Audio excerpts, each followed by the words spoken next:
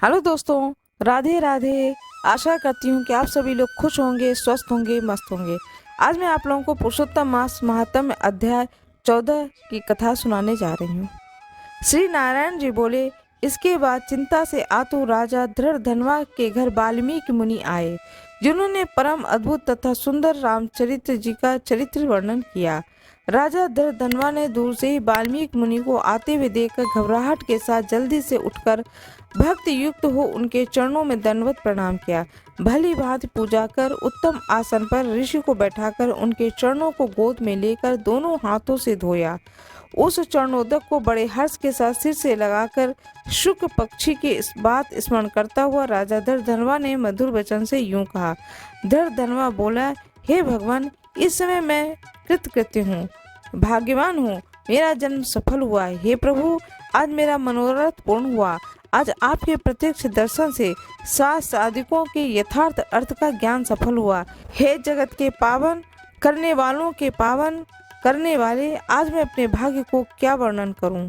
श्री नारायण बोले। इस तरह वाल्मीकि मुनि को कहकर वह राजन मौन हो गए। बाद में वाल्मीकि मुनि ने उस राजन को विनय युक्त देखकर बड़े प्रसन्न हुए और जनता को आनंदित करते हुए बोले।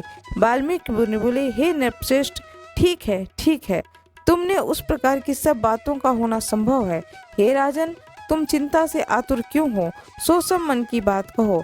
ऐसा मालूम पड़ता है कि तुम्हारी कुछ कहने की इच्छा है, इसलिए हे महामते, उसे कहो। राजा धनवा बोला, आपके चरण कमल की कृपा से हमेशा सुख है, परंतु हे विद्वान, हमारे हृदय में एक बड़ा संदेह है। वन में होने वाले शुक पक्षी के मुख से निकले हुए बाण के समान उन वचन को दूर करें। किसी समय मैं शिकार खेलने के लिए गहन वन में निकल गया। वहां भ्रमण करता हुआ एक तालाब देखा, जिसका जल पिया। बाद में थकावट दूर करने के लिए एक बड़े बट वृक्ष के नीचे बैठ गया। अत्यंत घनी तथा सुंदर छाया वाली और मन एवं नेत्र को आनंद देने वाली उस वृक्ष पर बैठे हुए सुंदर शुक पक्षी को देखा। जब उस शुक पक्षी पर हमारी दृष्टि गई, तब उसने हमारे सम्मुख होकर एक श्लोक पढ़ा कि इस पृथ्वी पर विद्यमान अतुल सुख को देखकर तू तत्व आत्मा का चिंतन नहीं करता है, तो इस संसार के पार कैसे जाएगा। मैं इस प्रकार उस शुक पक्षी के वचन को सुनकर विस्मित हो गया। हे ब्राह्मण, मैं नहीं जानता कि उस शुक पक्षी ने क्या कहा। इस प्रकार हमारे हृदय के संदेह को आप दूर करने के योग्य हैं। हमारा राज्य सुख तथा सुंदर चार पुत्र, सुंदर पतिव्रता स्त्री, हाथी, घोड़ा, रथ, सेना। हे ब्राह्मण, ये सब अतुल समृद्धि इस समय हमें किस पुण्य से प्राप्त हुआ है, यह सब विचार कर संक्षेप में कहने के आप योग्य हैं। राजा धनवा के वचन को वाल्मीकि मुनि सुनकर प्राणायाम कर एक मुहूर्त तक ध्यान में मग्न हो हाथ में रखे हुए आंवला के फल के समान विश्व संसार के भूत भविष्य और जो वर्तमान विषय है उसको हृदय में समाधि के बल से जानकर और निश्चित कर राजा बोले। वाल्मीकि मुनि बोले, हे राजाओं में श्रेष्ठ, अपने पुनर्जन्म का चरित्र तुम सुनो। हे राजेंद्र, पूर्व जन्म में आप द्रविड़ देश में ताम्रपर्णी नदी के किनारे वास करने वाले सुदेव नामक ब्राह्मण थे। धार्मिक, सत्यवादी, जो मिल जाए उतने में ही संतोष करने वाले, वेद अध्ययन में संपन्न, विष्णु भक्ति में परायण सदा रहते थे। आपने अग्निहोत्र आदि यज्ञों के द्वारा भगवान हरि को प्रसन्न किया। इस प्रकार रहते हुए तुलसी और गुणवती स्त्री थी। वह गौतम ऋषि की सुंदर कन्या गौतमी नाम से प्रसिद्ध शंकर की सेवा में तत्पर पार्वती के समान तुम्हारी प्रेम में सेवा करती थी। गृहस्थ आश्रम धर्म में धर्म पूर्वक वास करते हुए बहुत समय बीत गया, परंतु तुम्हें कोई संतान नहीं हुई। एक दिन अपने स्त्री से सेवित आसन पर बैठा हुआ दुखित ब्राह्मण गदगद स्वर से बोला, ऐ सुंदरी, संसार में पुत्र से बढ़कर दूसरा सुख नहीं है, और तप दान से उत्पन्न पुण्य दूसरे लोक में सुख देने वाला होता है। शुद्ध वंश में होने वाली संतान इस लोक में तथा परलोक में कल्याण करने वाली होती है। उस श्रेष्ठ पुत्र के न मिलने से मेरा जीवन निष्फल है। न तो मैंने अपने पुत्र को प्यार किया, न वेद पढ़ने के लिए सोने से जगाया, न तो उसका विवाह किया, इसलिए मेरा जन्म व्यर्थ हो चला।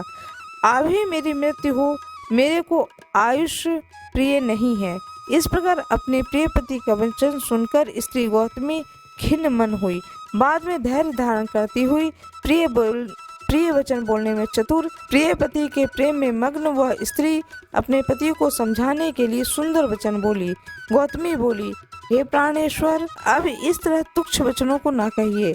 आपके सम्मान भगवत भक्त विद्वान लोग मोह को प्राप्त नहीं होते हैं। हे विभु, आप सत्य धर्म में तत्पर रहने वाले हो, आप स्वर्ग को जीत लिया। हे सुव्रत अर्थात हे सुंदर व्रत करने वाले, आप जैसे ज्ञानी को पुत्रों से सुख की प्राप्ति होती है, अर्थात ज्ञानी पुरुष पुत्रों से होने वाले सुख की इच्छा नहीं करते हैं। हे ब्राह्मण, पहले चित्रकेतु नामक राजा पुत्र शोक से संतप्त हुआ, तब नारद और अंगिरा ऋषि के आने पर पुत्र शोक से मुक्त हो संसार से उद्धार को प्राप्त हुआ। इसी प्रकार राजा अंगवेन नामक दुष्ट पुत्र के कारण रात्रि के समय वन को चला गया। इसी तरह स्वामी, आपको भी संताति दुख देने वाली होगी।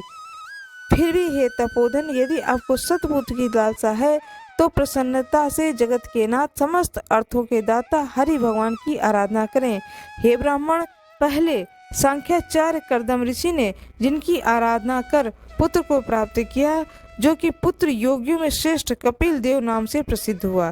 ब्राह्मण श्रेष्ठ इस प्रकार अपनी धर्मपत्नी के वचन सुनकर तथा निश्चय कर उस अपनी गौतमी स्त्री के साथ ताम्रपर्णी नदी के तट पर गया। वहां जाकर उस पवित्र तीर्थ में स्नान कर अत्यंत श्रेष्ठ तप करता हुआ 4-5 दिन के बाद सूखे पत्ते तथा जल का आहार करता था। इस प्रकार तप करते उस तपोनिधि सुदेव ब्राह्मण को 4000 वर्ष व्यतीत हो गए। हे ब्राह्मण, उसकी इस तपस्या से तीनों लोग कांप उठा। भक्त वत्सल भगवान उस सुदेव ब्राह्मण के अत्यंत उग्र तपस्या को देखकर जल्दी से गरुड़ पर सवार होकर प्रकट हुए। श्री नारायण बोले, नवीन मेघ के समान जगत की रक्षा करने में समर्थ 4 भुजा वाले प्रसन्न मुख मुरारी को देखकर सुदेव शर्मा ब्राह्मण हर्ष के साथ मुकुंद भगवान को साष्टांग प्रणाम करते हुए बोले। इति बृहन्नारदीय पुराणे पुरुषोत्तम मास महात्म्य चतुर्दशो अध्याय। जय जय श्री राधे। आशा करती हूँ कि यह कथा आपको अच्छी लगी होगी।